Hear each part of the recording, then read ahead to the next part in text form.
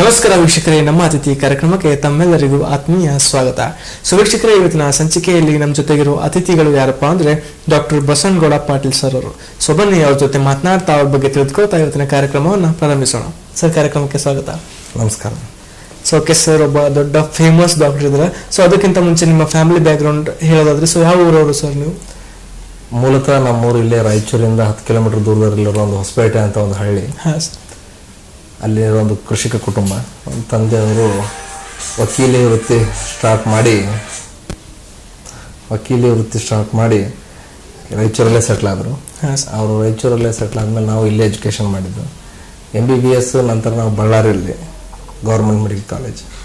ಅದಾದ ನಂತರ MD general ಮೆಡಿಸಿನ್ನ ನಮ್ಮ ಕಲಬುರಗಿಯಲ್ಲಿರೋ ಮಾದೇವಪ್ಪ ರಾಂಪುರ ಮೆಡಿಕಲ್ ಕಾಲೇಜಲ್ಲಿ ಮಾಡಿದ್ವಿ. ಅದಾದಮೇಲೆ ಸೂಪರ್ ಸ್ಪೆಷಾಲಿಟಿ DM ನ್ಯೂರಾಲಜಿಯನ್ನು ನಾವು KLE ಹಾಸ್ಪಿಟಲ್ ಬೆಳಗಾಂನಲ್ಲಿ ಮಾಡಿದ್ದು. ಸೊ ಓಕೆ ಸರ್, ಇಷ್ಟೆಲ್ಲ ಸರಿ ಮಾಡಿದ್ರು. ಅದಾದ್ಮೇಲೆ ಸೊ ನೀವು ಡಾಕ್ಟರ್ ಆಗಬೇಕು ಅನ್ನೋದು ಮೊದಲಿಂದನೇ ಆಸೆ ಆಯ್ತಾ ಸರ್? ಇಲ್ಲ ಸಡನ್ ಆಗಿ ಏನೋ ನಿಮ್ಮ ಫ್ಯಾಮಿಲಿಯಲ್ಲಿ ನಿಮ್ಮ ಪೇರೆಂಟ್ಸ್ ಹೇಳಿದ್ರೆ ಅಂತ? ಇಲ್ಲ, ಡಾಕ್ಟರ್ ಆಗ್ಬೇಕು ಅನ್ನೋದು ಚಿಕ್ಕನಿಂದನೂ ಒಂದು ಆಸೆ ಇತ್ತು. ಅದರಲ್ಲೂ ಒಂದು ಯಾವುದೋ ಒಂದು ಕೋರ್ಸ್ ಪರಿಣಿತಿ ತಗೊಳ್ಳೇಬೇಕಂತ ಒಂದಿತ್ತು. ಅದೇ ರೀತಿಯಿಂದ ಪ್ರಯತ್ನ ಮಾಡಿದ್ವಿ. ದೇವರ ಆಶೀರ್ವಾದದಿಂದ ಅದರಲ್ಲಿ ಸಕ್ಸಸ್ನೂ ಆಯಿತು. ನಿಮ್ಮೆಲ್ಲರ ಶುಭ ಹಾರೈಕೆಗಳು ಇದ್ದು. ಸೊ ನಮ್ಮ ಆರೋಗ್ಯ ಎಲ್ಲ ಸರ್, ಎಲ್ಲ ಅವ್ರ ಆರೋಗ್ಯ. ಸೊ ಓಕೆ ಸರ್, ಡಾಕ್ಟರ್ ಆದ್ಮೇಲೆ ಫಸ್ಟ್ ಎಲ್ಲಿ ಜಾಯ್ನ್ ಆದ್ರೆ, ಹೇಗೆ ಸ್ಟಾರ್ಟ್ ಆಯ್ತು ನಿಮ್ಮ ಜಾಯ್ನ್? MBBS ಮುಗಿದ ಮೇಲೆ ನಾನು MD ಜಾಯ್ನ್ ಆದೆ. MD ಜಾಯ್ನ್ ಆದಮೇಲೆ ಮತ್ತೆ ನಾವು MRMC ಜಾಯ್ನ್ ಆಗಿದ್ವಿ. MRMC ಮುಗಿದು ಇಲ್ಲಿ MD ಜಾಯ್ನ್ ಮಾಡಿಸಿ ಮುಗಿದ್ಮೇಲೆ ರಾಯಚೂರಲ್ಲಿ 1.5 ವರ್ಷ ಪ್ರಾಕ್ಟೀಸ್ ಮಾಡಿದೆ. ಆವಾಗ ನಮ್ಮೂರಲ್ಲಿ ಸೂಪರ್ ಸ್ಪೆಷಲಿಸ್ಟ್ಗಳು ಇಲ್ಲದೆ ಇರೋದು ಒಂದು ಕಾಡ್ತಾ ಇತ್ತು. ಆವಾಗಿನ ಕಾಲದಲ್ಲಿ ಕಲಬುರಗಿಯಲ್ಲಿ ಎಲ್ಲ ಸ್ಪೆಷಲಿಸ್ಟ್ಗಳು ಇದ್ದರು, ನಮ್ಮ ಗುರುಗಳೆಲ್ಲ ಇದ್ರು. ಬಟ್ ರಾಯಚೂರಲ್ಲಿ ಮಾತ್ರ ಇರಲಿಲ್ಲ. ಸೊ ಹಾಗಾಗಿ ಇಲ್ಲಿನೂ ಸೂಪರ್ ಸ್ಪೆಷಲಿಸ್ಟ್ಗಳ ಅವಶ್ಯಕತೆ ನಮ್ಮ ಹಿಂದುಳಿದ ಭಾಗಕ್ಕೆ ಬೇಕಾಗಿತ್ತು. ಅಲ್ಲದೆ ಬೆಂಗಳೂರು, ಮೈಸೂರು, ದಕ್ಷಿಣ ಕರ್ನಾಟಕದ ಭಾಗದವ್ರು ಯಾರು ಇಲ್ಲಿ ಬಂದು ಸೆಟ್ಲ್ ಆಗಿ ರೆಡಿ ಇರಲಿಲ್ಲ. ನಮ್ಮವರೇ ಒಬ್ರು ಇಲ್ಲಿದವರೇ ಕಲಿಬೇಕು, ಇಲ್ಲೇ ಬರಬೇಕು ಎಂಬ ಒಂದಿದ್ದರಿಂದ ನೆಕ್ಸ್ಟ್ ಹಂಗೆ 1.5 ವರ್ಷ ಎಲ್ಲ ಎಂಟ್ರೆನ್ಸ್ ಎಕ್ಸಾಮಿನೇಷನ್ ಎಲ್ಲ ಕೊಡ್ತಾ ಹೋದ್ವಿ. ಸಿಕ್ತು ಸೀಟು. ಮತ್ತು DM ನ್ಯೂರಾಲಜಿ ಅಂತೇಳಿ ಇದಕ್ಕೆ ಬೆಳಗಾಂ ಜವಾಹರ್ಲಾಲ್ ನೆಹರು ಮೆಡಿಕಲ್ ಕಾಲೇಜಲ್ಲಿ ಜಾಯ್ನ್ ಆಗಿ.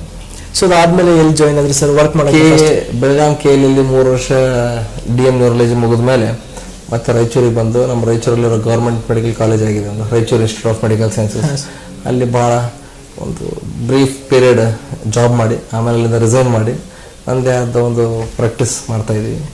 ಸೊ ಒಂದು ದೊಡ್ಡ ಹಾಸ್ಪಿಟಲ್ ಕಟ್ಬಿಟ್ಟು ನೀವೇ ನಡೆಸ್ತಾ ಇದ್ರೆ? ಇದೆ, ನಮ್ದು ಹಾಸ್ಪಿಟಲ್ ಅಲ್ಲ ಸರ್, ಹಲವಾರು ಹಾಸ್ಪಿಟಲ್ ಎಲ್ಲ ನಮ್ಮ ಸ್ನೇಹಿತರ ಹಾಸ್ಪಿಟಲ್ಗಳಿದಾವೆ. ಎಲ್ಲ ಕಡೆಗೂ ವಿಸಿಟ್ ಕೊಡ್ತೇನೆ. ಯಾವುದೇ ಸ್ವಂತ ಹಾಸ್ಪಿಟಲ್ ನಾವು ಮಾಡಿಲ್ಲ.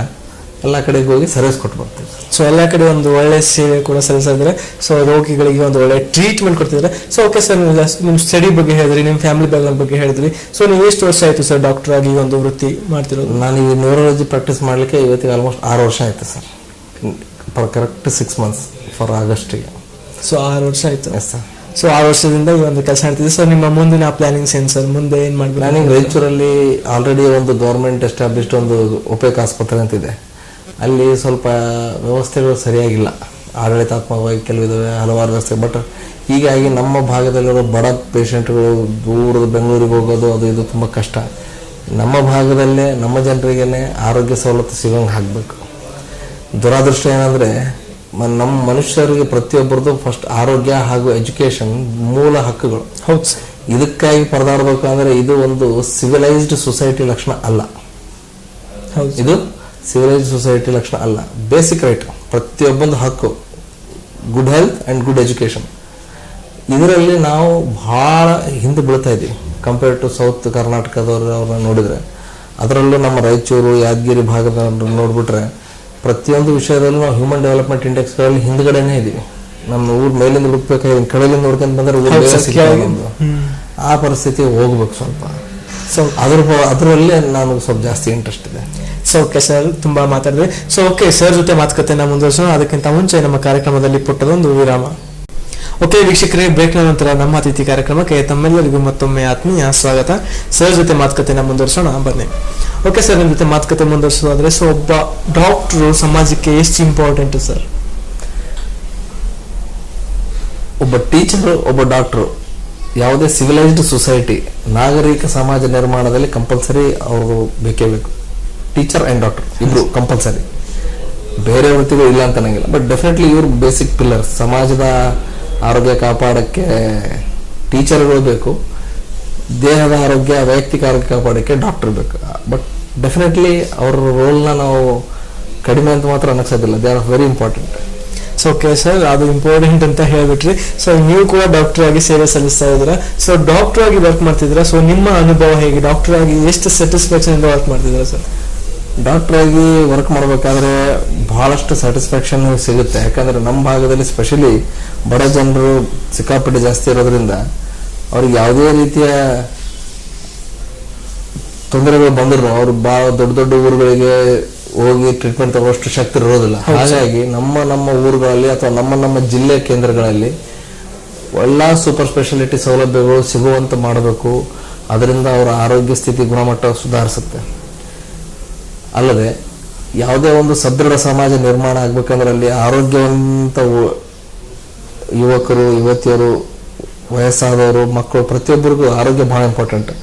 Without a healthy body you cannot have a healthy society. ಹೌದು. ಸೊ ಹಾಗಾಗಿ ಹೆಲ್ತ್ ಡಿಪಾರ್ಟ್ಮೆಂಟ್ ಬಗ್ಗೆ ನಾವು ಬಹಳ ಗಮನ ಕೊಡಲೇಬೇಕು. ಅಲ್ಲದೆ ನಮ್ಮ ದೇಶದ ದುರಾದೃಷ್ಟ ಏನಂದರೆ ಯಾವುದೇ ಇವರು ಇರ್ಬೋದು, ಬೇರೆ ದೇಶಗಳಲ್ಲಿ 10% ವರೆಗೂ ಅವ್ರದ್ದು ಬಜೆಟಲ್ಲಿ ಆರೋಗ್ಯಕ್ಕಾಗಿ ಮೀಸಲಿಡ್ತಾರೆ. ನಮ್ಮ ದೇಶದಲ್ಲಿ 1% ಇಡ್ತಾರೆ. ಇದು ಚೇಂಜ್ ಆಗಬೇಕು. ಈ ಒಂದು ದುರ್ಗತಿ ಇರೋದ್ರಿಂದಲೇ ನಮ್ಮ ದೇಶದಲ್ಲಿ ಹಲವಾರು ಪ್ರೈವೇಟ್ ಸೆಟಪ್ಗಳು ಸ್ಟಾರ್ಟ್ ಮಾಡಬೇಕಾಗಿದೆ. ಸೊ ಓಕೆ ಸರ್, ನಮ್ಮ ಈ ಕಡೆ ನಮ್ಮ ಈ ಭಾಗದವರು ಸೊ ಏನಾದರೂ ಹೆಲ್ತ್ ಪ್ರಾಬ್ಲಮ್ಸ್ ಆದರೆ ಸೊ ಜಾಸ್ತಿ ಹೆಲ್ತ್ ಕೆಟ್ಟರೆ ಸೊ ಪುಣೆ, ಬೆಂಗಳೂರು ಅಂತ ಹೋಗ್ತಾರೆ. ಸೊ ಯಾಕೆ ಆ ಎಲ್ಲ ಫೆಸಿಲಿಟೀಸ್ ಇಲ್ಲಿ ಕೂಡ ಬರ್ಬೋದಲ್ಲ? ಆಲ್ರೆಡಿ ಬಂದಾಗಿದೆ. ನಮ್ಮದೇ ಆದ ಸಮೀಪದಲ್ಲಿರೋ ಕಲಬುರಗಿ ನಗರದಲ್ಲಿ ಯಾವ ವೈದ್ಯಕೀಯ ಸವಲತ್ತು ಇಲ್ಲ ಅನ್ನೋಂಗಿಲ್ಲ. ಅಲ್ಲಿ ಪ್ರತಿಯೊಂದು ಬಂದುಬಿಟ್ಟಿದೆ. ಅದನ್ನು ಸದುಪಯೋಗ ಮಾಡಿಕೊಂಡು ನಮ್ಮ ಹೈದರಾಬಾದ್ ಕರ್ನಾಟಕದ ಎಲ್ಲ ಜನರು ಆ ಕಲಬುರಗಿಯಲ್ಲಿರೋ ಅಲ್ಲೊಂದು ಜಯದೇವ ಕಾರ್ಡಿಯಾಲಜಿ ಸೆಂಟರ್ ಬಂದಿದೆ. ಹಲವಾರು ಬಸವೇಶ್ವರ ಹಾಸ್ಪಿಟಲ್ ಇದೆ, ಗೌರ್ಮೆಂಟ್ ಹಾಸ್ಪಿಟಲ್ ಇದೆ, ಎಲ್ಲ ಸೂಪರ್ ಸ್ಪೆಷಲಿಸ್ಟ್ಗಳು ಇದ್ದಾರೆ, ಕ್ಯಾನ್ಸರ್ ಸ್ಪೆಷಲಿಸ್ಟ್ಗಳು ಇದ್ದಾರೆ, ಹಾರ್ಟ್ ಸ್ಪೆಷಲಿಸ್ಟ್, ನರರೋಗ ತಜ್ಞರು, ನರದ ಸರ್ಜರಿ. ಕಲಬುರಗಿಯಲ್ಲಿ ಇವತ್ತು ಆಗದೇ ಇರುವಂಥದ್ದು ಯಾವುದೂ ಇಲ್ಲ. ಹೌದು ಸರ್. ಸೊ ನನಗೆ ತಿಳಿದ ಮಟ್ಟಿಗೆ ಇವತ್ತು ಕಲಬುರಗಿ ದಾಟಿ ಆ ಕಡೆ ಸೋಲಾಪುರಕ್ಕೇನೋ ಹೈದರಾಬಾದ್ಗೇನೋ ಹೋಗೋ ಟ್ರೆಂಡ್ ಕಂಪಲ್ಸರಿ ಇಲ್ಲ. ಸೊ ಅದು ಜನರಲಿ ಒಂದು ಮೈಂಡ್ ಸೆಟ್ ಆಗ್ಬಿಟ್ಟೆ, ಏನಾದ್ರು ಆದ್ರೆ ಸೊ ಅಲ್ಲಿ ಹೋದ್ರೆ ಸೊ ನಮ್ ಗುಣ ಆಗುತ್ತೆ, ಅದು ಒಂದು ಟ್ರೆಂಡ್ ಇದೆ. ಬಟ್ ನಿಧಾನಕ್ಕೆ ಇನ್ನೊಂದು 5-6 ವರ್ಷದಲ್ಲಿ ನಮ್ಮ ಜನರಿಗೆ ಎಲ್ಲರಿಗೂ ಒಂದು ಮ್ಯಾಟ್ರ್ ಗೊತ್ತಾದ ತಕ್ಷಣ ನಮ್ಮಲ್ಲಿ ಎಲ್ಲೋ ಇರ್ಬೇಕಾದ್ರೆ ಅಲ್ಲಿವರೆಗೆ ಯಾಕೆ ಹೋಗ್ಬೇಕಪ್ಪ ಅಂತದ್ದು ಗೊತ್ತಾಯ್ತಂದ್ರೆ ಆಟೋಮೆಟಿಕಲಿ ಮನೆಗಳಿಂದ ಬುತ್ತಿ ತಗೊಂಡೋಗಿ ದವಾಖಾನೆಗಿದ್ದು ಊಟ ಮಾಡಿ ಟ್ರೀಟ್ಮೆಂಟ್ ತಗೊಂಡು ಆರಾಮಾಗಿ ಮನೆಗೆ ಬರ್ತಾರೆ. ಹೌದು ಸರ್. ಸರ್ ನೀವು ಕೂಡ ಡಾಕ್ಟರ್ ಆಗೋಕ್ಕೆ ನಿಮ್ಗೆ ಯಾರು ಸ್ಫೂರ್ತಿ ಸರ್? ನನಗೆ ಸ್ಫೂರ್ತಿ ಮೆಡಿಕಲ್ ಪ್ರೊಫೆಷನಲ್ ಆದರೆ BC ರಾವ್ ಅವರು, ಹಾಗೂ ಮೆಡಿಕಲ್ ಪ್ರೊಫೆಷನಲ್ ಬಂದರೆ ನಮ್ಮ ಕಲಬುರಗಿಯಲ್ಲೇ ಇರುವ ಡಾಕ್ಟರ್ ಶಿವರಾಜ್ ಶೆಟ್ಟಿ ಸಾಹೇಬರು, G ವೀರಣ್ಣ ಸರ್ ಅವರು. ಸೊ ಅವರು ನಿಮ್ಗೆ ತುಂಬಾ ಸ್ಫೂರ್ತಿ ಆದ್ರು ಅಂತ ಹೇಳಿದ್ರಿ. ಸೊ ಓಕೆ ಸರ್, ನಿಮ್ಮ ಕಾಲೇಜ್ ಲೈಫ್ ಹೇಗಿತ್ತು? ಸೊ ಕಾಲೇಜಲ್ಲಿ ಸ್ಟಡಿ ಮಾಡುವಾಗ ಹೇಗೆ? ಕಾಲೇಜ್ ಲೈಫ್ ಓಕೆ, ಓದೋದು ಮಾಡ್ತಾ ಇದ್ವಿ, ಎಂಜಾಯ್ಮೆಂಟು ಮಾಡ್ತಾ ಇದ್ವಿ. We really enjoyed our student life. ಯಾವ ರೀತಿ ವಿದ್ಯಾರ್ಥಿ ಜೀವನ ನಾವು ಎಂಜಾಯ್ ಮಾಡಬೇಕು ಅದನ್ನು ಎಂಜಾಯ್ ಮಾಡಿದ್ವಿ. ದೇವ್ರ ದಯೆಯಿಂದ ಒಳ್ಳೆ ಗುರುಗಳು ಸಿಕ್ಕರು, ಒಳ್ಳೆ ಸ್ನೇಹಿತರು ಇದ್ದರು. ಜೀವನ ಒಂದು ಟ್ರ್ಯಾಕ್ ಮೇಲೆ ಸರಿಯಾಗಿ ನಡೆದಿತ್ತು. ಸೊ ಓಕೆ ಸರ್, ಇನ್ನೊಂದೇನಪ್ಪ ಅಂದ್ರೆ ಒಂದು ಇಂಪಾರ್ಟೆಂಟು, ಸೊ ಜನರ ಮತ್ತು ಒಂದು ಡಾಕ್ಟರ್ ಸಂಬಂಧ ಯಾವ ರೀತಿ ಸಂಬಂಧ? ಜನರದು ಡಾಕ್ಟರ್ದ ಸಂಬಂಧ ಇದು ತಾಯಿ ಮಕ್ಕಳು ಇದ್ದಂಗೆ. ವೈದ್ಯರಿಗೆ ಪೇಷಂಟು ಒಬ್ಬ ದೇವರು ಅಥವಾ ತಾಯಿ ಅಥವಾ ಅನ್ನ ಕೊಡೋ ದೇವರು ಇದ್ದಂಗೆ. ಅಟ್ ದ ಸೇಮ್ ಟೈಮ್ ಪೇಷಂಟ್ಗಳೂ ದೇವರು ಅವತ್ತಿನ ಪೂರ್ತಿಗೆ ಹಗಲು ರಾತ್ರಿ ಸೇವೆ ಮಾಡೋ ಒಬ್ಬ ತಾಯಿ ಇದ್ದಂಗೆ, ಹಗಲು ರಾತ್ರಿ ಇದ್ದು. ಇಲ್ಲಿ ಒಬ್ಬರಿಗೊಬ್ಬರು ಗೌರವಿಸಬೇಕು, ಒಬ್ಬರಿಗೊಬ್ಬರು ವಿಶ್ವಾಸದಿಂದ ಇರಬೇಕು. ದುರಾದೃಷ್ಟ ಏನಂದರೆ ಇವತ್ತು ಹಲವಾರು ಕಡೆ ಸಂಘರ್ಷಗಳನ್ನ ಕಾಣ್ತಾ ಇದ್ವಿ. ದಿನ ಬೆಳಕಾದ್ರೆ ಪ್ರತಿಯೊಂದು ಊರಲ್ಲಿ ಗಲಾಟೆಗಳು, ಸ್ಟ್ರೈಕು, ದವಾಖಾನೆ ಬಂದ್ ಮಾಡೋದು, ಪೇಷಂಟ್ ಅಟೆಂಡರ್ ಜೊತೆ ಇದು ಆಗಬಾರ್ದು. ಇದನ್ನ ನಿಮ್ಮಂಥ ಮೀಡಿಯಾದವರು ನೀವು ಇದನ್ನ ಒಳ್ಳೆಯ ಪ್ರೋಗ್ರಾಮ್ ಮಾಡಿದ್ದೀರಿ. ಇದ್ರ ಬಗ್ಗೆ ಇನ್ನೂ ಹಲವಾರು ಪ್ರೋಗ್ರಾಮ್ ಮಾಡ್ರಿ. ಇಲ್ಲಿ ಯಾರು ಶತ್ರುಗಳು ಅಲ್ಲ, ವೈದ್ಯರು ಇರೋದೇ ಪೇಷಂಟ್ಗಳ ಸೇವೆಗಾಗಿ. ಇದನ್ನ ಅರ್ಥ ಆಗಬೇಕು. ಅಲ್ಲದೆ ಹಲವಾರು ವಿಷಯಗಳಲ್ಲಿ ವೈದ್ಯರು ಎಲ್ಲವನ್ನೂ ಮಾಡೋಕ್ಕಾಗಲ್ಲ. ಅದರಲ್ಲಿ ಒಬ್ಬ ಕೆಲವಾದ ಲಿಮಿಟೇಷನ್ಸ್ ಇರ್ತವೆ. ಬೇಗ ದವಾಖಾನೆಗಳಿಗೆ ಬರಬೇಕು, ಬೇಗ ಟ್ರೀಟ್ಮೆಂಟ್ ತಗೋಬೇಕು, ಡಾಕ್ಟರ್ಗಳಿದ್ದ ಸೂಚನೆ ಸಲಹೆಗಳನ್ನು ಪಾಲಿಸಬೇಕು. ಅಲ್ಲದೆ ಟೈಮಿಗೆ ಅವ್ರು ಬರೋದ್ರಿಂದ ಅವ್ರ ಆರೋಗ್ಯ ಚೆನ್ನಾಗಿರುತ್ತೆ. ಯಾವುದೋ ಒಂದು ಮೊಮೆಂಟಲ್ಲಿ ಫ್ರಸ್ಟ್ರೇಷನ್ ಆಗಿಬಿಡ್ತಾರೆ ಪೇಷಂಟ್. ಅವಘಡಗಳು ಸಂಭವಿಸಿದಾಗ ವೈದ್ಯಕೀಯ ಕರ್ಮಚಾರಿಗಳು ಇರ್ತಾರೆ, ಸಿಸ್ಟರ್ಗಳು ಇರ್ತಾರೆ, ಬ್ರದರ್ಗಳು ಇರ್ತಾರೆ, ವಾರ್ಡ್ ಬಾಯ್ಗಳು ಇರ್ತಾರೆ. ವೈದ್ಯರ ಮೇಲೆ ಹಲ್ಲೆ ಮಾಡೋದ್ರಿಂದ ಅವ್ರ ಮನೋಸ್ಥೈರ್ಯ ಕುಸಿತದ. ನೆಕ್ಸ್ಟ್ ಟೈಮಿಂದ ಏನು ಮಾಡ್ತಾರೆ, ಯಾಕೆ ಮಾಡ್ಬೇಕಪ್ಪ ಇದು ಒಂಬ ಲೆಕ್ಕಕ್ಕೆ ಬಂದ ತಕ್ಷಣ ಸೀರಿಯಸ್ ಆದ್ರೆ ಮುಂದಕ್ಕೆ ಹೋಗ್ರಿ ಅಂತಾರೆ. ಇದರಿಂದ ಲಾಸ್ ಯಾರಿಗೆ? ಸೊ ಅವ್ರಿಗೆ ಪೇಷಂಟ್ಸ್ಗೆ. ವೈದ್ಯರು ದೇವರಲ್ಲ. ವೈದ್ಯರು ದೇವರಲ್ಲ. ವೈದ್ಯರು ತಮ್ಮ ತಿಳಿದಿರೋದನ್ನ ಅವ್ರು ಮಾಡ್ತಾರೆ, ಹೇಳ್ತಾರೆ. ಅವರು ಯಮನನ್ನು ಗೆದ್ದಿಲ್ಲ, ಅವ್ರಿಗೂ ಒಂದಿನ ಯಮ ಬಂದು ಪಾಶ ಹಾಕೋನೆ. ಆದರೆ ಒಬ್ರನ್ನೊಬ್ರು ಶತ್ರುಗಳ ತರ ನೋಡೋ ಒಂದು ಸ್ಥಿತಿ ನಿರ್ಮಾಣ ಆಗಿಬಿಟ್ಟಿದೆ. ಪೇಷಂಟ್ಸ್ ನ ಯಾವ ರೀತಿ ನೋಡ್ತೀರಾ? ಒಬ್ಬ ವೈದ್ಯರಾಗಿ ಒಂದು ಟ್ಯಾಬ್ಲೆಟ್ ಕೊಡೋದು, ಇಂಜೆಕ್ಷನ್ ಕೊಡೋದು, ಅದನ್ನ ಬಿಟ್ಟು ಅವ್ರ ಜೊತೆ ಟ್ರೀಟ್ ಮಾಡೋದು, ಅವ್ರ ಜೊತೆ ಮಾತಾಡೋದು, ಅದು ಎಲ್ಲ ಹೇಗೆ ಸರ್? ನಮ್ಮ ಪೇಷಂಟ್ಗಳು ಸರ್, ಈಗ ನಾವು ಟೇಲರ್ ಮೇಡ್ ಮಾಡ್ತೇವೆ, ಅವ್ರಿಗೆ ತಿಳಿಯೋಂಗೆ ಹೇಳ್ತೇವೆ. ಹಳ್ಳಿ ಜನರಿದ್ರೆ ಅದನ್ನ ಇದು ಏನ್ ರೋಗ ಅಂದ ತಕ್ಷಣ ಇದಂಗೆ ನಿಮ್ಮನೆ ಇದ್ರೆ ಕಫ್ ಆಗ್ಯದಪ್ಪ ಅನ್ನೋದು. ಕೆಲವು ಕೆಟ್ಟ ಪದಗಳನ್ನ ನಾವು ಹೆದರಿಕೆ ಆಗುವಂಥವ್ರನ್ನ ಬಳಸೋಕೆ ಹೋಗೋದಿಲ್ಲ. ಹೆದರಿಕೆ ಆಗಿಬಿಡುತ್ತೆ ಅಂದ್ರೆ ಅವ್ರು ಏನಾಗ್ಬಿಡ್ತಾರೆ, ಭಯ ಪಟ್ಕೊಂಡು ಮನೆಗೆ ಹೋಗ್ಬೇಕು. ಆ ಥರ ಆಗಬಾರ್ದು. ಮೆಡಿಕಲ್ ಸೈನ್ಸ್ ತುಂಬಾ ಡೆವಲಪ್ ಆಗಿದೆ. ಬೇರೆ ದೇಶಗಳಿಗಿಂತಲೂ ನಮ್ಮಲ್ಲಿ ಆರೋಗ್ಯದ ಟ್ರೀಟ್ಮೆಂಟ್ ಖರ್ಚು ವೆಚ್ಚಗಳು ತುಂಬಾ ಕಡಿಮೆ ಇದೆ. ಒಂದು ಬೈಪಾಸ್ ಮಾಡಿಸ್ಬೇಕಾದ್ರೆ ನೀವು ಅಮೆರಿಕಾದಲ್ಲಿ 95 lakhs ಖರ್ಚಾಗುತ್ತೆ.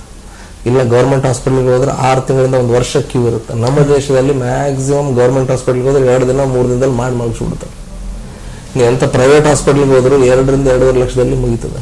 ಸೊ ಹಾಗೆ ನೋಡಿದರೆ ನಮ್ಮ ವೈದ್ಯಕೀಯ ಸೆಟಪ್ ಏನಿದೆ ಭಾರತದಲ್ಲಿ, it is one of the good. 100% ಚೆನ್ನಾಗಿದೆ ಅಂತ ಹೇಳ್ತಾ ಇಲ್ಲ. ನಮ್ಮಲ್ಲಿ ಕೆಲವು ನ್ಯೂನತೆಗಳಿದಾವೆ, ಸರಿಪಡಿಸ್ಕೊಳ್ಳೋದು ಇದೆ. ಬಟ್ ಡೆಫಿನೆಟ್ಲಿ ನಮ್ಮ quality is world class and we are cost effective. ಹಂಗಂತೇಳಿ ಇವತ್ತು ನಮ್ಮ ದೇಶದಲ್ಲಿ ಮೆಡಿಕಲ್ ಟೂರಿಸಂ ಅನ್ನೋದು ಒಂದು ಡೆವಲಪ್ ಆಗ್ತಾ ಇದೆ. ಬೆಂಗಳೂರು ಇರ್ಬೋದು, ಡೆಲ್ಲಿ ಇರ್ಬೋದು, ಹೈದರಾಬಾದ್ ಇರ್ಬೋದು, ಅವ್ರಿಗೆ ಬಹಳಷ್ಟು ಚೀಪ್ ಅಂಡ್ ಬೆಸ್ಟ್ ಐತಲ್ರಿ ನಮ್ಮ ಇಂಡಿಯಾದ ಟ್ರೀಟ್ಮೆಂಟ್ ಅಂತ ಅಲ್ಲಿಂದ ಬಂದು ಟ್ರೀಟ್ಮೆಂಟ್ ತೊಗೊಂಡು ಹೋಗ್ತಾ ಇದ್ದಾರೆ. ನೀವು ಬೆಂಗಳೂರಿಗೆ ಹೋದ್ರೆ ಹೊಸೂರು ರೋಡಿಗೆ ನಾರಾಯಣ ಹತ್ರ ಕೆಲವು ಅಪಾರ್ಟ್ಮೆಂಟ್ಗಳಿದೆ, ಬರೀ ಇವರೇ ದುಬೈ ಕಡೆ, ಗಲ್ಫ್ ಏರಿಯಾದಿಂದ ಬಂದಿರೋರು, ಸಮ್ಟೈಮ್ಸ್ ಯುರೋಪ್ ಕಡೆಯಿಂದನೂ ಬಂದಿರೋರು ಇಲ್ಲಿ ಬಂದು ಇದು ಮಾಡಿಸ್ಕೊಂಡು ಹೋಗ್ತಾರೆ.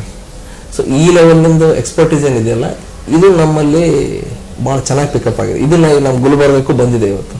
ಇದು ಇನ್ನೂ ಬೆಳೀತಾ ಹೋಗ್ಬೇಕು. ಇದರಿಂದ ಬಡವರಿಗೂ ಸೇವೆ ಸಿಗಬೇಕು, ಎಲ್ಲರಿಗೂ ಸೇವೆ ಸಿಗಬೇಕು. ಆರೋಗ್ಯ ಅನ್ನೋದೊಂದು ಗಗನ ಕುಸುಮ ಆಗಬಾರದು. ಹೆಲ್ತ್ ಅಂಡ್ ಎಜುಕೇಶನ್ ಪ್ರತಿಯೊಬ್ಬರು basic right and it has to be delivered. So ಪ್ರತಿಯೊಬ್ಬರಿಗೂ ಸಿಗಲೇಬೇಕು. It is every human beings right, ಪ್ರತಿಯೊಬ್ಬ ಮನುಷ್ಯನ ಹಕ್ಕು.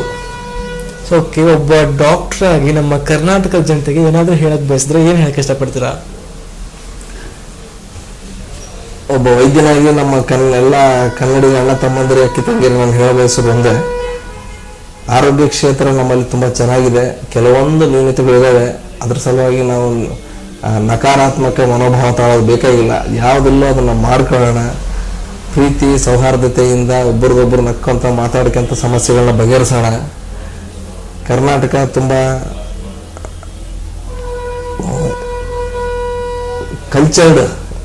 ಕಲ್ಚರ್ಡ್ ಪ್ರಜೆಗಳ ರಾಜ್ಯ ಅನ್ಸುತ್ತೆ. ಇಲ್ಲಿ ಯಾವುದೇ ರೀತಿಯ ಸಂಸ್ಕೃತಿ ನಮ್ಮ ಕನ್ನಡಿಗರ ಸಂಸ್ಕೃತಿ ತುಂಬಾ ಚೆನ್ನಾಗಿದೆ. ಹಿಂಸೆ ಅನ್ನೋದು ಬಹಳ ಕಡಿಮೆ. ಪ್ರೀತಿ ಪ್ರೇಮದಿಂದಲೇ ನಮ್ಗೆಲ್ಲರದು ವಹಿವಾಟು ಜಾಸ್ತಿ ಇದೆ. ಈ ರೀತಿ ಇರಬೇಕಾದ್ರೆ ಒಬ್ಬರನ್ನೊಬ್ರು ಅರ್ಥ ಮಾಡಿಕೊಂಡು ನಮ್ಮಲ್ಲಿರೋ ಎಲ್ಲ ಹೆಲ್ತ್ ಡಿಪಾರ್ಟ್ಮೆಂಟ್ ರಿಲೇಟೆಡ್ ಪ್ರತಿಯೊಂದು ಸಮಸ್ಯೆ ನಾವು ಸಾಲ್ವ್ ಮಾಡ್ಕೊಳ್ಳೋಣ. ಸೊ ಓಕೆ ಸರ್, ಒಬ್ಬ ಡಾಕ್ಟರ್ ಆಗಿ ಒಂದು ಒಳ್ಳೆ ಮೆಸೇಜ್ ಕೊಟ್ರಿ. ಸೊ ಒಬ್ಬ ನ್ಯೂರಾಲಜಿಸ್ಟ್ ಆಗಿಬಿಟ್ಟು ನ್ಯೂರಾಲಜಿ ಅಂದ್ರೆ ಏನು ಸರ್, ಅದನ್ನು ತಿಳಿಸ್ಕೊಡಿ. ನ್ಯೂರಾಲಜಿ ಅಂದ್ರೆ ಇದು ನರಗಳಿಗೆ ಸಂಬಂಧಪಟ್ಟ ಒಂದು ಡಿಪಾರ್ಟ್ಮೆಂಟ್. ನರಗಳು, ಮಿದುಳು, ಬೆನ್ನುಹುರಿ, ಕೈಗೆ ಕಾಲಿಗೆ ಬರೋ ನರಗಳು, ಹಾಗೂ ಪಾರ್ಶ್ವವಾಯು, ಫಿಟ್ಸ್ ಅಂತೀವಿ, ಎಪಿಲೆಪ್ಸಿ, ಅದು ಎಲ್ಲ ಸಂಬಂಧಪಟ್ಟ ರೋಗಗಳು ನ್ಯೂರಾಲಜಿ ಡಿಪಾರ್ಟ್ಮೆಂಟಲ್ಲಿ ಟ್ರೀಟ್ಮೆಂಟ್ ತಗೋತಾರೆ. ಸೊ ಓಕೆ ಸರ್, ಇನ್ನೊಂದು ಏನಾಗ್ಬಿಟ್ಟು ಅಂದ್ರೆ ಒಂದು ಹೊಸ ಟ್ರೆಂಡ್, ಮೊಬೈಲಲ್ಲಿ ಅಪಾರ್ಟ್ಮೆಂಟ್ ತೊಗೊಂಡ್ಬಿಡೋದು. ಸೊ ಮೊಬೈಲಲ್ಲಿ ಏನು ಟ್ಯಾಬ್ಲೆಟ್ ತೊಗೋಬೇಕು ಅದನ್ನೆಲ್ಲ ತೊಗೊಂಡ್ಬಿಟ್ಟು ಸೊ ಮೊಬೈಲಲ್ಲಿ ನಡೀತಿದೆ ಒಂದು ವ್ಯವಹಾರ, ಡಾಕ್ಟರ್ಸ್ ಮತ್ತೆ ಇದೊಂದು, ಅದಕ್ಕೆ ಬಗ್ಗೆ ಏನು ಹೇಳಕ್ಕೆ ಇಷ್ಟಪಡ್ತಾರೆ? ಭಾಳ ತಪ್ಪು ಟ್ರೆಂಡ್ ಸರ್ ಅದು. ಯಾವುದೇ ಒಂದು ರೋಗಿನ ನೋಡ್ದೇನೆ ನಾವು ಮೊಬೈಲಲ್ಲಿ ಹೇಳೋದು ಭಾಳ ಕಷ್ಟ ಆಗುತ್ತೆ. ಕೆಲವು ಸರ್ತಿ ನಾವು ನೋಡೋದೇ ಬೇರೆ ಇರುತ್ತೆ, ಅಲ್ಲಿ ಪೇಷಂಟ್ ಸಿಚುವೇಶನೇ ಬೇರೆ ಇರುತ್ತೆ. ಸೊ ಪೇಷಂಟನ್ನು ನೋಡದೆ ನಾವು ಏನಾದರೂ ಬರೆದು ಕೊಡೋದ್ರಿಂದ ನಾವು ತಪ್ಪುಗಳಾಗೋ ಸಾಧ್ಯತೆಗಳೇ ಜಾಸ್ತಿ. ಈ ರೀತಿ ವೈದ್ಯರು ಮಾಡಬಾರ್ದು. ಯಾವ್ದಾದ್ರು ಮನೇಲಿ ನಮ್ಮ ಪೇಷಂಟ್ ಇದ್ದಾರೆ, ಗುಳಿಗೆ ಬರ್ಕೊಡ್ರಿ ಅಂತ ಪೇಷಂಟ್ಸು ಒತ್ತಾಯ ಮಾಡಿ ತಗೋತಾರೆ. ಅದನ್ನು ಮಾಡೋದು ಬೇಡ. 2 ನಿಮಿಷ ನೀವು ಗೊತ್ತಿರೋ ಡಾಕ್ಟರ್ ಹತ್ರ ಸಮೀಪದಲ್ಲಿ ಯಾರಾದರೂ ವೈದ್ಯರು ತಜ್ಞರಿದ್ದರೆ ಅವ್ರನ್ನ ಭೇಟಿಯಾಗಿ ಅದಕ್ಕೆ ಸಂಬಂಧಪಟ್ಟ 1 ನಿಮಿಷ ತೋರಿಸ್ಕೊಂಡು ಹೋಗೋದೇ ಬೆಸ್ಟ್. ಮೊಬೈಲೆಲ್ಲ ಹಿಂಗಾಗಿದೆ ಅಂತೇಳಿ ಮೆಡಿಕಲ್ ಶಾಪ್ನಲ್ಲಿ ಕೌಂಟರ್ ಮೇಲೆ ತೊಗೊಂಡು ಹೋಗೋದು ಅಥವಾ ಡಾಕ್ಟರ್ ಹತ್ರ ಡೈರೆಕ್ಟ್ಲಿ ವಿತೌಟ್ ಪೇಷಂಟ್ ತೋರಿಸ್ತಾ ಹೋಗೋದು ಡೆಫಿನೆಟ್ಲಿ ಪೇಷಂಟ್ಗೆ ತೊಂದರೆ ಆಗುತ್ತೆ. ಸೊ ಡಾಕ್ಟರ್ಸ್ಗೆ ಮೀಟ್ ಮಾಡಿ, ಸೊ ಡಾಕ್ಟರಿಂದ ಒಂದು ಸಲಹೆ ತಗೊಂಡು ಟ್ಯಾಬ್ಲೆಟ್ಸ್ ಅದಕ್ಕೆ ಏನ್ ಬೇಕೋ ಟ್ರೀಟ್ಮೆಂಟ್ ತಗೊಂಡ್ರೆ ಒಂದು ಒಳ್ಳೆಯದು ಅಂತ ಹೇಳಿದ್ರೆ. ಸೊ ಓಕೆ ಸರ್, ತುಂಬಾ ತಿಳಿಸ್ಕೊಟ್ರಿ ನಿಮ್ ಬಗ್ಗೆ. ಸೊ ಕೊನೆಯದಾಗಿ ಸರ್ ಕೇಳೋದಾದ್ರೆ, ಸೊ ರಾಜಕೀಯದ ಕಡೆಗೆ ಒಂದು ಗಮನ ಹರಿಸ್ತಾ ಇದ್ರ, ಸೊ ರಾಜಕೀಯದ ಕಡೆಗೆ ಒಲವು ತೋರಿಸ್ತಾ ಇದ್ರ, ಇದಕ್ಕೆ ಏನ್ ಕಾರಣ ಸರ್? ರಾಜಕೀಯದ ಕಡೆ ಗಮನ ಅಂತಿಲ್ಲ, ಮೊದಲಿಂದನೂ ನಮ್ಮ ಕುಟುಂಬದಲ್ಲಿ ಸ್ವಲ್ಪ ಅವ್ರ ಇವ್ರ ಜೋಡಿ ಒಡನಾಟ ಇದೆ. ಅಲ್ಲದೆ ಸಮಾಜದಲ್ಲಿ ಇದ್ಮೇಲೆ ಎಲ್ಲರೂ ಬರೋರು ಹೋಗೋರು ಇದ್ದೇ ಇರ್ತಾರೆ. ಹೌದು. ಇದರಲ್ಲಿ ರಾಜಕೀಯ ಎಂಬುದು ಏನಿಲ್ಲ. ಜಸ್ಟ್ ಒಂದು ಇತ್ತೀಚೆಗೆ ಒಬ್ಬರ ಜೊತೆ ಸ್ನೇಹ ಜಾಸ್ತಿ ಆಗೋದ್ರಿಂದ ಜನ ಆ ಥರ ಅನ್ಕೊಂಡಿರ್ತಾರೆ. ಒಂದು ಸಮಾಜದಲ್ಲಿ ಅಂತಿದ್ದ ಮೇಲೆ ವೋಟಿಂಗ್ ರೈಟ್ಸ್ ಅಂತಿದ್ದ ಮೇಲೆ whether you are interested in politics or not, if you are voter, politics is interested in you. So ಇನ್ನೊಂದೇನಪ್ಪ ಅಂದ್ರೆ ಸರ್, ಅದರಿಂದ ಒಂದು ಸಮಾಜ ಸೇವೆ ಕೂಡ ನೀವು ಮಾಡ್ಬೋದು, ಒಂದು ಒಳ್ಳೆ ಅವಕಾಶ ಕೂಡ ನಿಮಗೆ ಸಿಗುತ್ತೆ ಅದರಿಂದ. ಇದನ್ನು ಸಮಾಜ ಸೇವೆನೇ, ಅದನ್ನು ಸಮಾಜ ಸೇವೆ. ಇದು ಇಂಡಿವಿಜುವಲ್ ಲೆವೆಲ್ ಅಲ್ಲಿ ಆಗುತ್ತೆ, ಅದು ಸೊಸೈಟಿ ಲೆವೆಲ್ ಅಲ್ಲಿ ಆಗುತ್ತೆ. ಹೌದು, ರಾಜಕೀಯದಲ್ಲಿ. ಸೊ ಓಕೆ ಸರ್, ಇವಾಗ ನೀವೇನಾದ್ರೂ ಆಯ್ಕೆ ಮಾಡಿದ್ರೆ ಯಾವ ಪಕ್ಷನ ಆಯ್ಕೆ ಮಾಡ್ತೀರಾ? ಈ ಸದ್ಯದ ಸಿಚುವೇಶನ್ ಅಲ್ಲಿ ನಾವು ನೋಡೋ ರೀತಿಯಿಂದ ನೋಡಿದ್ರೆ ಸಂಪೂರ್ಣವಾಗಿ ಭ್ರಷ್ಟಾಚಾರ ರಹಿತವಾಗಿ ಪ್ರತಿಯೊಬ್ಬರನ್ನು ಜೊತೆಗೆ ಕರ್ಕೊಂಡು ಸಾಮಾಜಿಕ ನ್ಯಾಯದ ಪರಿಕಲ್ಪನೆಯನ್ನು ತಗೊಂಡು ಹೋಗ್ತಾ ಇರೋ ಪಕ್ಷ ಅಂದ್ರೆ ಬಿಜೆಪಿ. ಇವತ್ತು ರಾಮನಾಥ್ ಕೋವಿಂದ್ ಅವ್ರನ್ನ ಬರೀ ಸಣ್ಣ ಪುಟ್ಟ ಪೋಸ್ಟ್ ಅಲ್ಲ, ಅತ್ಯಂತ ದೊಡ್ಡ ಪೋಸ್ಟ್ ಆದ ಪ್ರೆಸಿಡೆಂಟ್ ಪೋಸ್ಟ್, ರಾಷ್ಟ್ರಪತಿ ಅವ್ರನ್ನಾಗೆ ಮಾಡಿಬಿಟ್ರು. ಎರಡನೇದ್ದು, ಯಾವುದೇ ಒಂದು ಮೀಡಿಯಂ ಆಗಿ ಒಂದು ರೈತ ಕುಟುಂಬದಿಂದ ಬಂದ ಒಬ್ಬ ನಮ್ಮ ವೆಂಕಯ್ಯ ನಾಯ್ಡುಜಿ ಅವ್ರನ್ನ ತಗೊಂಡೋಗಿ ಉಪರಾಷ್ಟ್ರಪತಿಯನ್ನಾಗಿ ಮಾಡಿದರು. ಕೇವಲ ಒಬ್ಬ ಸಾಧಾರಣ ಚಹಾ ಮಾರೋ ಹುಡುಗ, ನಿಯತ್ತಾಗಿದ್ದು, ನಾನ್ ಕರಪ್ಟ್ ಆಗಿದ್ದು, ಕಷ್ಟಪಟ್ಟು ದುಡಿತಾನೆ ಅನ್ನೋ ಒಂದೇ ಒಂದು ಕಾರಣಕ್ಕಾಗಿ ಸೀದಾ ಹೋಗಿ ಒಬ್ಬ ಪ್ರಧಾನಮಂತ್ರಿಯನ್ನಾಗಿ ಮಾಡಿದರು. ಈ ರೀತಿ ಟ್ರೆಂಡ್ ಬೇರೆ ಯಾವ ಪಕ್ಷಗಳಲ್ಲೂ ಇಲ್ಲ. ಇವತ್ತು ಯಾರಾದರೂ ಬಡವ್ರ ಮಕ್ಕಳು ಅಥವಾ ಟ್ಯಾಲೆಂಟೆಡ್ ಆಗಿದ್ರು, ಹಿಂದುಳಿದ ವರ್ಗದವರು ಇರ್ಬೋದು, ದಲಿತರೇ ಇರ್ಬೋದು, ಏನಾದರೂ ಆಗಬಹುದು ಅನ್ನೋದನ್ನು ಈ 3 ಜನ ತೋರಿಸ್ಕೊಟ್ಟಿರೋದು. ನಮ್ಮ ಪ್ರಧಾನಮಂತ್ರಿಗಳಾಯ್ತು, ರಾಷ್ಟ್ರಪತಿಗಳಾಯ್ತು. ಈ ರೀತಿಯಿಂದ ರಾಜಕೀಯವಾಗಿ ಮೇಲೆ ಬರೋಕೆ ಸ್ಫೂರ್ತಿ ಕೊಟ್ಟಿರೋದೇ ಬಿಜೆಪಿ. ಹಿಂದುಳಿದ ವರ್ಗದವರಿಗೆ, ದಲಿತರಿಗೆ ಅಥವಾ ಬೇರೆ ಯಾರೇ ಬಡವರು ಇರ್ಬೋದು. ಇಲ್ಲಾಂದ್ರೆ ಹೆಂಗಿತ್ರಿ, ಗೌಡನ ಮಗ ಗೌಡ ಆಗ್ಬೇಕು, ಗಾಂಧಿ ಮಕ್ಕಳಷ್ಟೇ ಪ್ರೈಮ್ ಮಿನಿಸ್ಟರ್ ಆಗಬೇಕು ಅಂದ್ರೆ ಬೇರೆ ಜನರು ಆರ್ಥಿಕವಾಗಿ ಪೂರ್ ಆಗಿರೋರು ಯಾರು ದೊಡ್ಡ ಪೋಸ್ಟ್ಗಳು ಬರಲೇಬಾರ್ದು ಅನ್ನೋ ಒಂದು ವ್ಯವಸ್ಥೆ ಕ್ರಿಯೇಟ್ ಆಗಿತ್ತು. ಇವತ್ತು ಈ ರೀತಿ ಇವರೆಲ್ಲ ಆಗಿರೋದ್ರಿಂದ ಆಕ್ಟಿವ್ ಆಗಿ ಎಲ್ಲಾ ಜನರದನ್ನು ಪೊಲಿಟಿಕ್ಸ್ ಅಲ್ಲಿ ಪಾರ್ಟಿಸಿಪೇಷನ್ ಬರುತ್ತೆ. ಅದು ಬಂದಾಗಲೇ ಅದು ಪ್ರಜಾತಂತ್ರ ಆಗೋದು. ಓಕೆ ಸರ್, ಇಲ್ಲ ಅಂದ್ರೆ ಮತ್ತೆ ಅದು ಡೈನಾಸ್ಟಿ ಪೊಲಿಟಿಕ್ಸ್ ಆದಂಗೆ ಆಗ್ಬಿಡ್ತಾ ಇತ್ತು. ಓಕೆ ಸರ್, ಒಬ್ಬ ಡಾಕ್ಟರ್ ಆಗಿ ಆಲ್ರೆಡಿ ಸಮಾಜ ಸೇವೆಯನ್ನ ಮಾಡ್ತಿದ್ರ. ಸೊ ನಿಮ್ಮ ರಾಜಕೀಯ ಜೀವನದಲ್ಲಿ ಕೂಡ ಮುಂದುವರೆದು ಒಂದು ಸಕ್ಸಸ್ ನ ಪಡೆದು, ಸೊ ಹೀಗೆ ನಿಮ್ಮ ಒಂದು ಸಮಾಜ ಸೇವೆಯನ್ನ ಮುಂದುವರಿಸಿ ಅಂತ ನಾವು ಕೂಡ ಹೇಳಕ್ಕೆ ಇಷ್ಟಪಡ್ತೀವಿ ಸರ್. ಸೊ ನಿಮ್ಮ ಒಂದು ಅಮೂಲ್ಯವಾದ ಸಮಯನ ಇಷ್ಟೊತ್ತು ನಮ್ಗೆ ಕೊಟ್ಟಿದ್ದಕ್ಕೆ ತುಂಬಾ ಧನ್ಯವಾದಗಳು ಸರ್. ಸೊ ಇನ್ನೊಂದೇನಪ್ಪಾ ಅಂದ್ರೆ ವೀಕ್ಷಕರು, ಸರ್ ಜೊತೆ ಮಾತಾಡಿದ್ವಿ, ಹಲವಾರು ವಿಷಯಗಳನ್ನ ತಿಳ್ಕೊಂಡ್ವಿ. ಸೊ ಹಲವಾರು ವಿಷಯದ ಬಗ್ಗೆ ಒಂದು ಸಂಪೂರ್ಣವಾಗಿ ಮಾಹಿತಿನ ಕೂಡ ಕೊಟ್ಟರು, ಮತ್ತೆ ಅವ್ರ ಬಗ್ಗೆ ಕೂಡ ತಿಳಿಸ್ಕೊಟ್ರು ಅಂತ ಹೇಳ್ತಾ ಇವತ್ತಿನ ಈ ಸಂಚಿಕೆನ ಇಲ್ಲಿಗೆ ಮುಕ್ತಾಯಗೊಳಿಸ್ತಾ ಇದ್ದೀನಿ. ಮುಂದಿನ ಸಂಚಿಕೆಯಲ್ಲಿ ಮತ್ತೊಬ್ಬ ಅತಿಥಿಯೊಂದಿಗೆ ಮತ್ತೆ ಭೇಟಿಯಾಗ್ತೀನಿ. ಅಲ್ಲಿವರೆಗೂ ನೋಡ್ತಾ ಇರಿ SSV TV. ನಮಸ್ಕಾರ.